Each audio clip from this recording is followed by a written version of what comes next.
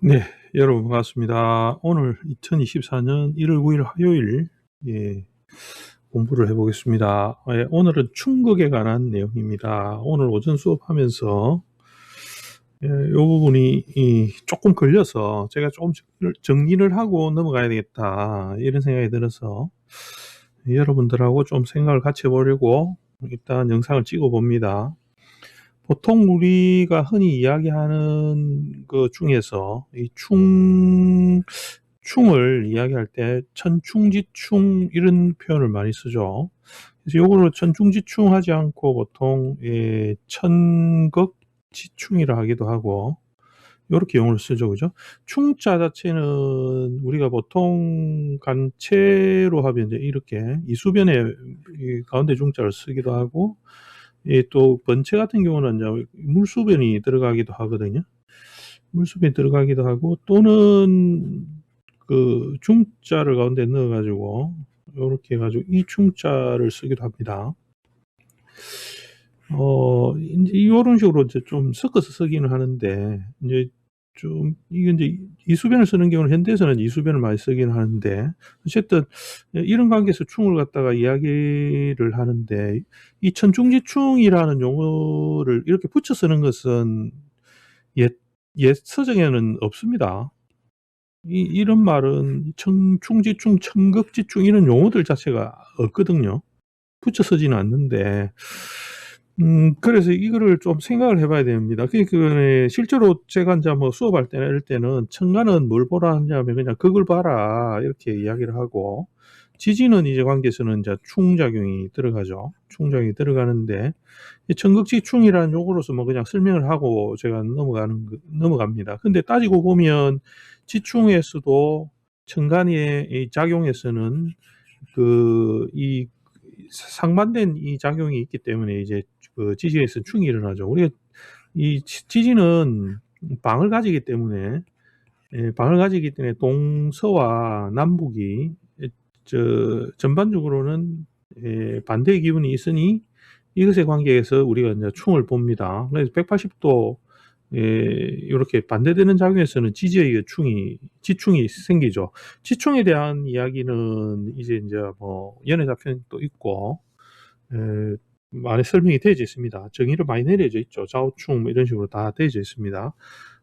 인제 그렇게 되어 있지만 천간의 관계에서는 삼명통해 같은 데를 보면 맨 뒷장에 보면 논충격이라는 구절이 있습니다. 이 구절에서도 인제 뭐 지지관계나 요런 것들에 대한 이야기들이 이 상충하는 관계에 대해서 이야기를 하는데 이것도 뭐 주로 지지를 다루고 있는 모양이 되는데 우리가 인제 여기서 쪼끔 생각해 봐야 되는 거는 천간이 이제 충을 하느냐 극을 하느냐의 관계에 대한 이 부분에 대한 고민을 좀 해야 되겠죠. 그러나 그 이야기를 할 때는 서로의 반대되는 작용이 있느냐 하는 관계에서 이 충이라는 것을 생각을 해 보면 갑을과 경신이라 하는 이 두 개의 관계는 오행적 관계의 작용에서는 이게 인제 극이라는 작용이 들어가게 됩니다. 즉 금이 목을 극을 하는 관계가 들어가죠. 이런 관계가 있지만 이 두 개도 일종의 하나의 방을 가지게 되는 방위를 가지게 됩니다. 목은 동이고 금은 설하는 이 방위적 관계가 설정이 되죠. 이 관계가 있기 때문에 이 작용의 엄밀을 따지면 서로 간의 관계가 부딪히는 관계가 발생하게 됩니다. 그래서 이래 그 충이 발생하게 되는데 어 그래서 이 천충이라 하는 이 용어가 어느 정도는 작용력을 가진다고 보는 거죠. 그래서 삼행통해 같은 데 보면 천충지충이라 안 하고 천충지격 이런 식으로서 인제 그 용어를 붙여 쓰는 경우에 단어들이 좀 나오죠. 그래서 그 천충지충이라는 이 용어 자체를 쓰지는 않는데 이게 어디서부터 왔는지는 제가 잘 모르겠어요. 예. 뭐 쪼끔 이 공부를 하다 보면 밝혀지길란가는 잘 아는 분은 또 잘 아는가 모르겠지만 일단은 어디서 나왔는가는 잘 모르겠습니다. 출처를 잘 모르겠습니다. 어쨌든 우리가 이야기하는 거는 이 충이라는 관계, 이 대면적 관계를 이야기할 때는 상반된 그 작용력에 대한 것들을 이해해야 된다는 거죠. 예를 들면 목이라는 것은 금과 서로 마주할 때의 작용에서 이 서로 간의 상반된 작용에 충이 발생하게 되죠. 마찬가지로 수화도 따지고 보면 요 두 개의 작용에서는 상반된 작용이니까 서로가 상충하는 관계가 발생할 겁니다. 그 작용에서 이제 우리가 이 지층간의 거리, 지지로 내려와서 반국을 이룰 때는 그게 확연하게 드러나죠. 좌우충, 인신충, 충미충, 묘유충, 뭐 이런 식의 6가지의 충들이, 지지충이 발생하게 되죠.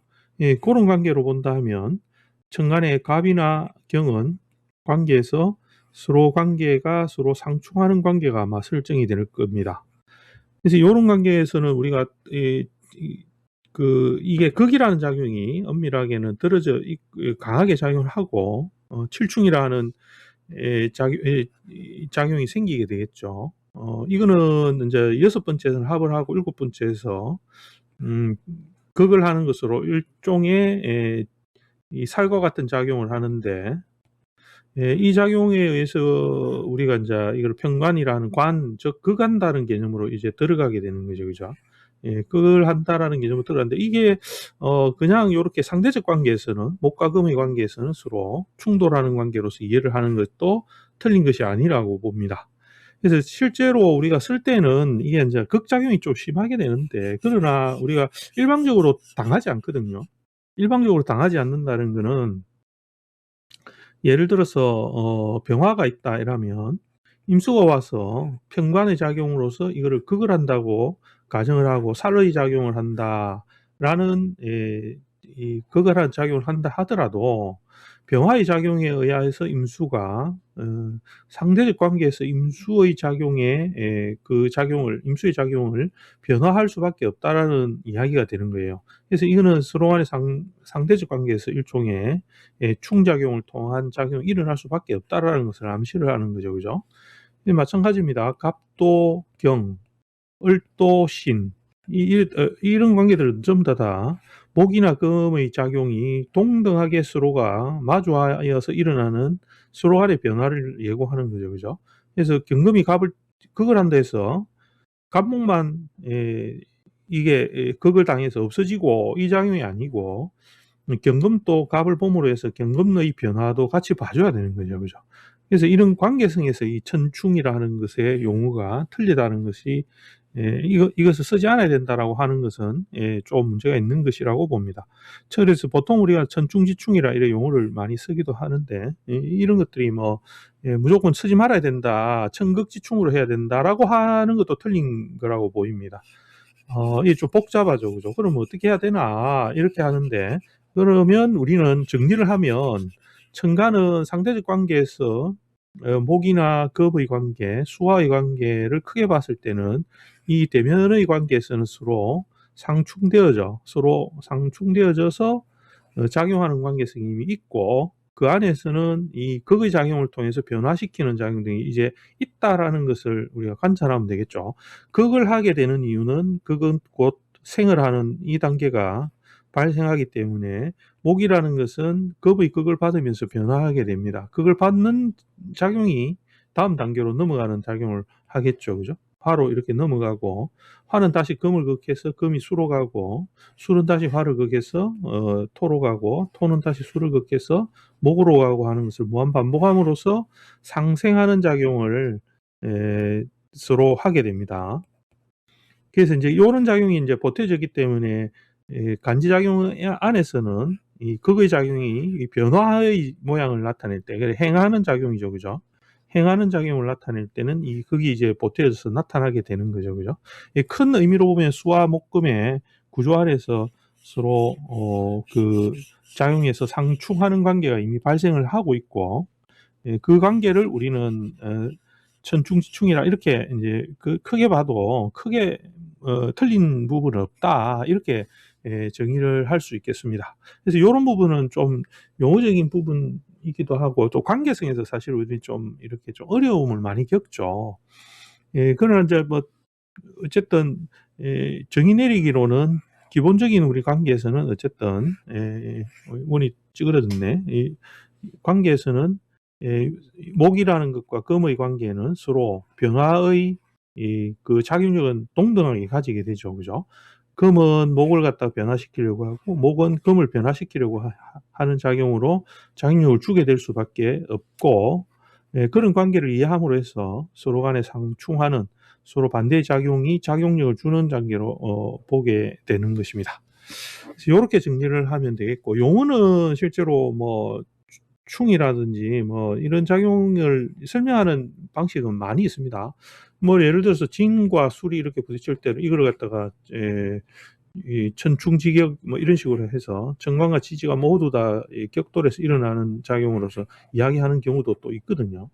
그래서 이런 여러 가지 이야기들이 막 좀 많기 때문에 좀 헷갈리는데, 어쨌든 요렇게 개인적으로 정리를 해서 자기 자신이 정리를 해서 사주를 볼 때는 그 보는 방식에 대한 것을 좀 이렇게 정리를 해 놓을 필요가 있습니다. 왜냐하면 이 기준이 좀 흐트리게 되면 간지 하나가 들어왔을 때 그 변화되는 것을 읽는 방식이 늘 흔들리게 되면 사주풀이가 늘 어렵게 되거든요.